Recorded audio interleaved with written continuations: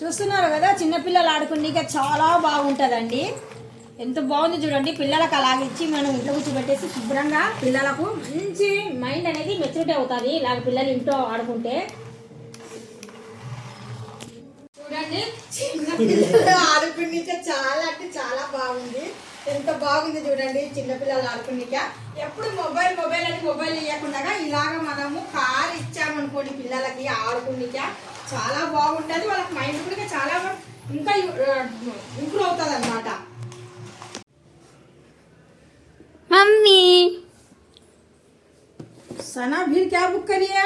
Open చేసి చూడు mummy. చూడండి, మా అమ్మాయి మాటికి ఏదేదో బుక్ చేస్తుంది, తెప్పిస్తుంది, ఆన్లైన్లో పెడుతుంది, ఆర్డర్ పెడుతుంది, తెప్పిస్తుంది.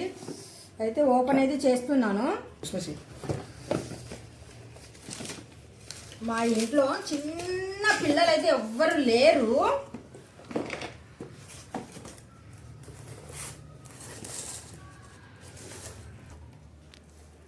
మా ఇంట్లో నిజం చెప్పాలంటే చిన్న పిల్లలు అయితే ఎవ్వరు లేరు ఆడుకోనిక. చిన్న చార్జర్ ఇది వచ్చింది. ఆ తర్వాత రిమోట్ కంట్రోల్ ఒకటి వచ్చింది. ఈ మధ్యకాలంలో పిల్లలకి సెల్లులు ఎక్కువ ఇస్తున్నారు కదా, అందుకనేసి సెల్లులు ఇవ్వకుండా ఇలాంటి చిన్నవి రిమోట్ కంట్రోల్ కార్లు అయితే ఇంకా బాగుంటాయి.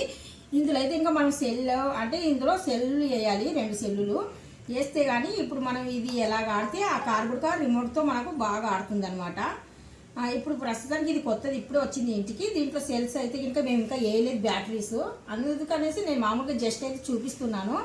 సేల్స్ చేసిన తర్వాత మళ్ళీ ఒకసారి ట్రై చేసి చూపిస్తాను. Thank you so much.